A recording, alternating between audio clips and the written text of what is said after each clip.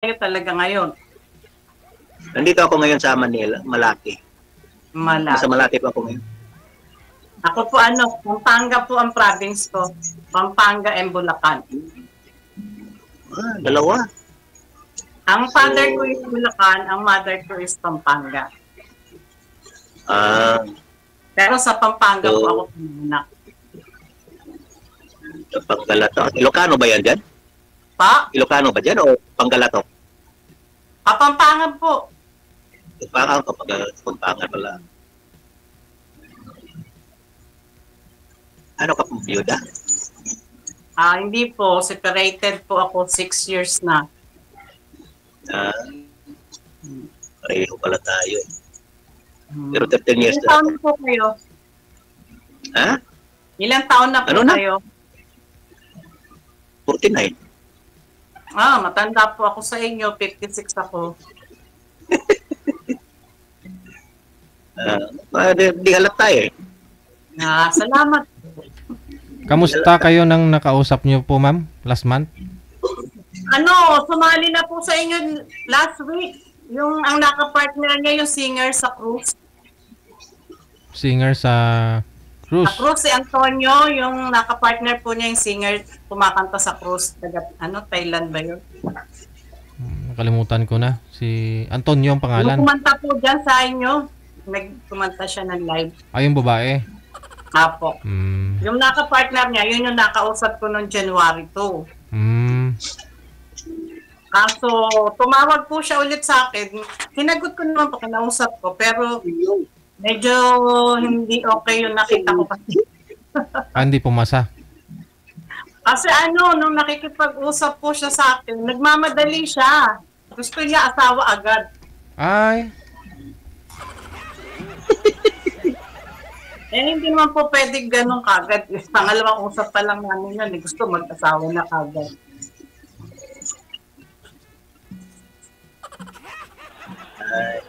Ilang beses mo nasali dito? Pangalawang beses ko na po ito. Kauna-unahan na isa lang ako noong January 2. Tapos wala pang nakita. Una pa lang. Una pa lang. Ilang taon hiwalay po ba kayo, Biyudo? Hiwalay. Ilang taon na po kayong hiwalay? Wow, 13 years. Sa 13 years na po yun, wala pa kayong nakita, nakasama? May naano ko dati, tapos yung nagkalabuan din kasi pumunta siya ng Japan. Nakaligin niyo po? Tapos, tagal kami nun, mga 10 years kami nun. Tagal din Tapos nung after COVID, di na siya makauwi, tapos pa na nagkalabuan, wala.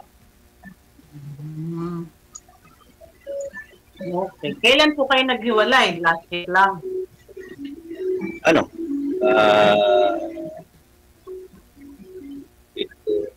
2021. Pandemic. Okay. Buti pa kayo. Ako 6 years, wala po. Wala eh. Kasi siya yung gusto niya na ma-involve ako. Kaso yung ex ko ayaw talaga pumirma. Ilan po anak nyo? Yung parang yung anak mo ng misis nyo? Dalawa lang. Dalawa. Ako po 4. Pero mga graduate na po silang lahat. Tsaka yung 2 lalaki may pamilya na, yung 2 babae nasa malayo po. Kaya solo lang ako. Yung anak ko, dapat natapos na yan. Pero nung panahon ng COVID, pinahinto ko kasi wala. Nahirap ng panahon ng COVID eh. Pinahinto ko ngayon, tuloy na graduating na sila. Ano po trabaho niyo? Pareho college. Ano po trabaho niyo? Sa barko ko. Barko. Sa barko, seaman? Barko. Okay.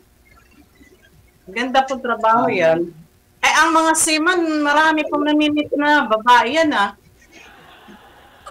Wala, huwag ka maniwala dyan. Oh, may kaibigan Yan, po ako, Steve, seaman din, eh. Wala. Sila, hindi yung barko namin kasi, hindi yan magkalapit sa mga yung hindi makapasok. Yung mga maliliit kasi doon yan sa mga talaga, malapit sa... International po, yung barko nyo, international. Okay. Maganda po yung trabaho nyo. Maraming magkakagusto sa inyo. Yeah, wala. Mahirap maghanap. Mahirap humanap ng totoo. Dito ba? Sana makatagpo. Mahirap po. Ay nga eh. Sumubok ako dito eh. Kailan po kayo sasampa ulit sa barko? Pagkatapos ko lang medical. Pagkatapos ko lang medical okay. Ako po live seller po ako. Isang tinder. Live seller. Wala ba?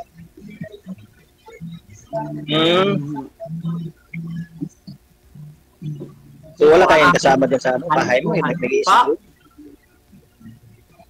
Nag-iisa ka lang sa inyo? Hindi po, lumalabas din po ako. Kasi minsan, tinatawag ako ng mga kaibigan ko, nagpapatulong sa akin mag-live. Kasi halos sanay na kasi ako mag-live. Pero may sarili din po ako. Tinutulungan ko yung mga kaibigan ko na i-live yung mga nila. Sa TikTok po ako nagla-live saka sa FB. Ay, TikTokers ka pala.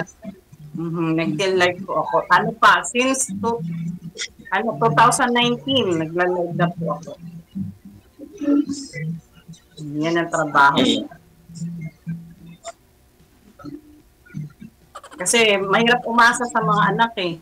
Kaya kailangan kumayod. Siyempre. Mahirap talaga. Kung kaya pa natin na kakaya tayo ng sarili. Hanggat malakas, kayod. Kaya naghahanap ng kapartner. Ano po yung item mo, ma'am? Ano mga binibenta po ninyo? Ano po, mga branded na rubber shoes, mga kung ano, marami, iba-iba klase. May ukay. Ano klase branded? Magkano Nike niyo? Magkano Nike niyo? Yung Nike. Yung live ko? Depende po sa mga nilalive ko. Yung pressure, iba-iba po. Pari sa rubber shoes, mga branded po yun. Pero bawal namin banggitin yung brand. Yung Jordan. Mga Jordan po yun, mga second hand na po yung mga ukay po yun. Pero ukay branded siya. Merong worth 2,000, 1,000, may 800. Depende po sa pa ng shoes. Pero ngayon, ang nilalive ko ay mga kurtina, mga dekorasyon, alahas. Ganyan po.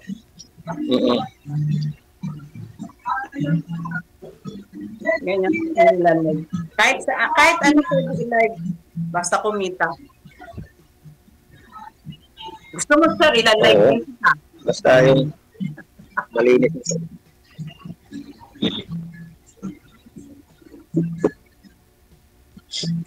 Tanong pa kayo, sir. Tanong pa po kayo. Ano bang hanap mo? Anong hinahanap mo? Sir, eh. Ang hina kasi yung boses nyo, kaya kailangan gumanong pa ako. Hindi, anong hinahanap mo? Lalaki po ba? Opo. Ano lang naman po, simple lang.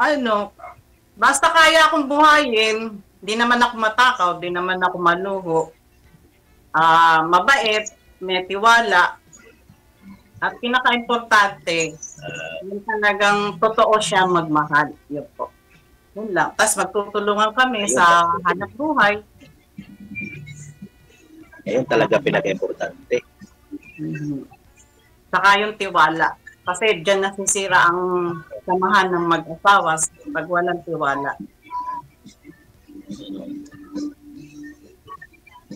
Yun lang po. Hindi naman ako palaasa kasi marunong naman po ako maghanap buhay. Yun pinaka-importante talaga. Saka wala na naman tayong bubuhayin ng mga anak kasi may mga sarili na sila at kumbaga, solo na lang. Maganda. Kasi di ka na bubor sa mo diyan, ikaw lang mag-isa. Ha? Di ka na buburing sa bahay nyo na ikaw lang mag-isa. Ay, opo. Lalo na pag nagkakasakit. Last week lang, nagkasakit ako. Halos hirap na hirap po ako. Wala akong mahinga ng tulong. Buti na lang, may mga kaibigan ako natatawagan. Saan ka ngayon? Sa? Angono Rizal po. Saan? Ano po ito, papuntang Tanay, nandito lahat ang magagandang pasyalan, mga overlooking, nandito po lahat. Dinadayo itong lugar namin. Kaya nga payayaya yung kasamahan ko rin. Nandiyan din siya sa Rizal. Malapit sa Tanay. May kasamahan ako dyan. Niyaya yung kasama ko dati yung nakaraan nga. Saan po? Niyaya na ako. Parang malapit sa Tanay sila. May mga overview dyan. Baras or Morong? Hindi siya Morong. Parang malapit dito sa... Iwan ko parang basta malapit sa Tanay daw sila. Oo. Yan lang naman po malapit sa Tanay. Baras, Morong, Pililla. Yan po. Dito po ang daan sa amin nun. Along highway. Kaya di pumunta na di mo alam lugar eh. Baka di na makauwi.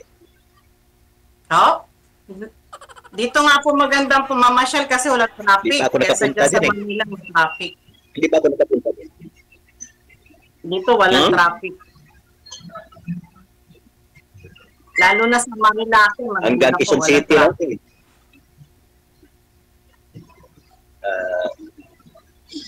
May ano ka ba sa Facebook? Ha? Account? Ha? May account ka sa Facebook? Meron. May account ka sa Facebook? Meron. Pero mamaya lang po kasi bawal. Hingay lang po mamaya.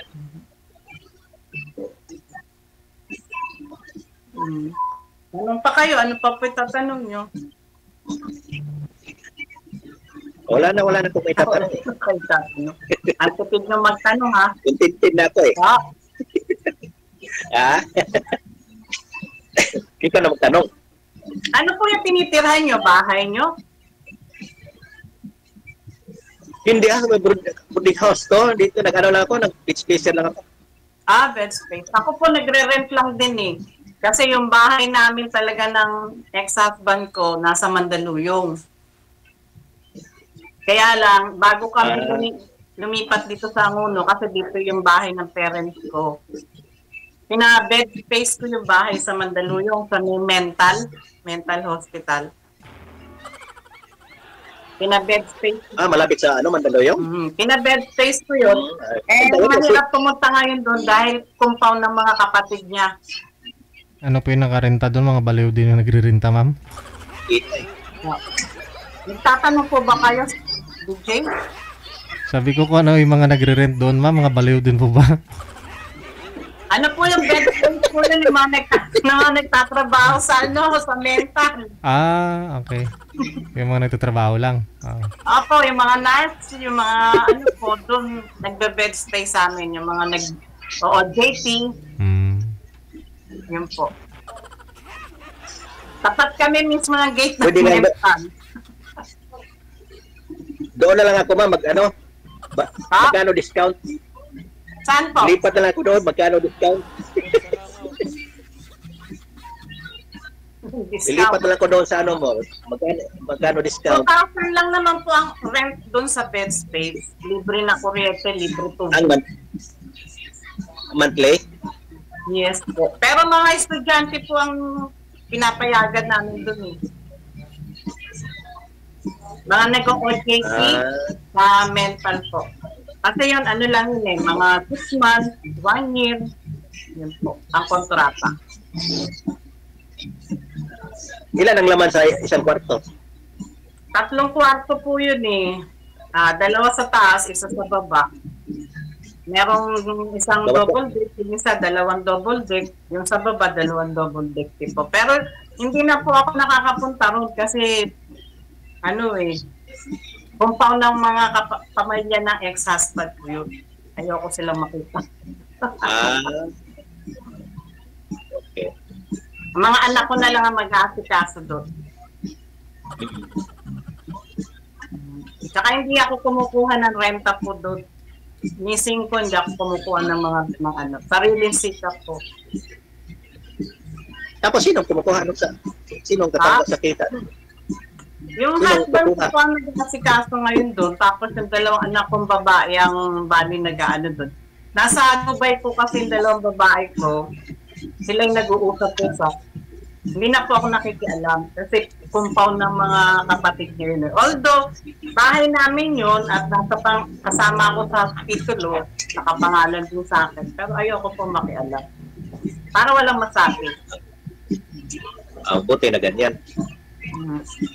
Ba't naman kayo naghiwalay? Mahabang istorya po eh, mahirap na. Baka abuti tayo hanggang bukas. Mahirap i-marites. No, mahirap na po. Wag na magmarites. Okay na po yun. 6 years na yun eh. Ano na, pinatawad ko na rin naman siya eh. Kaya okay na po yun. Para na lang sa mga bata. At least tapos na silang lahat. Opo, ano na, yung bunso ko eh, nasa 30 na po eh.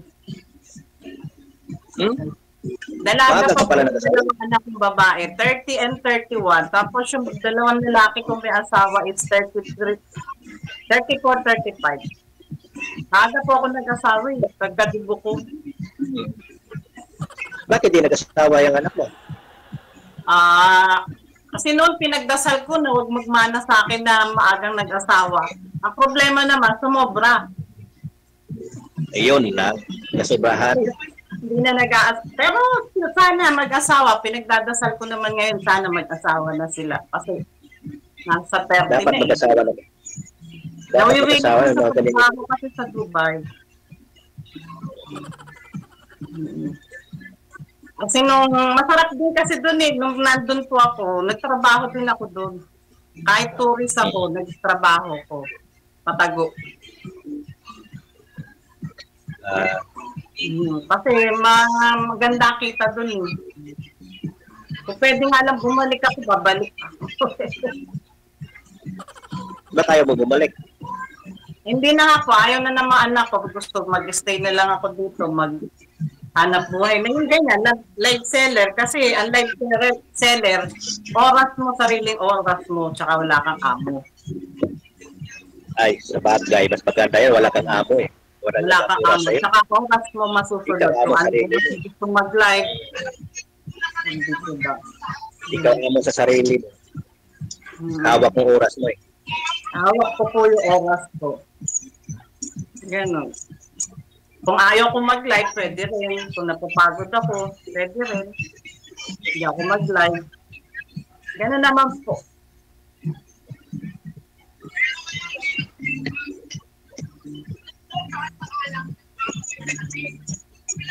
Yun lang po ang ano nyo, pag nandiyan kayo, yung umaakyat lang kayo ng barko, wala kayong ibang trabaho. Wala kayong part-time, wala kayong sideline.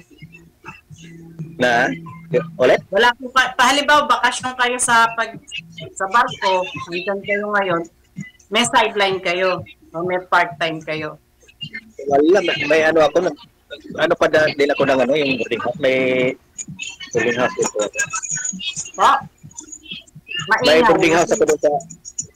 May boarding house ako doon sa sa Mindanao. Maingay. Ayun na nga po eh. O sige.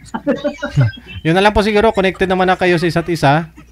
Okay po, DJ. Tuloy-tuloy naman na po yung pag-uusap ninyo. Good luck. Salamat po. Bye.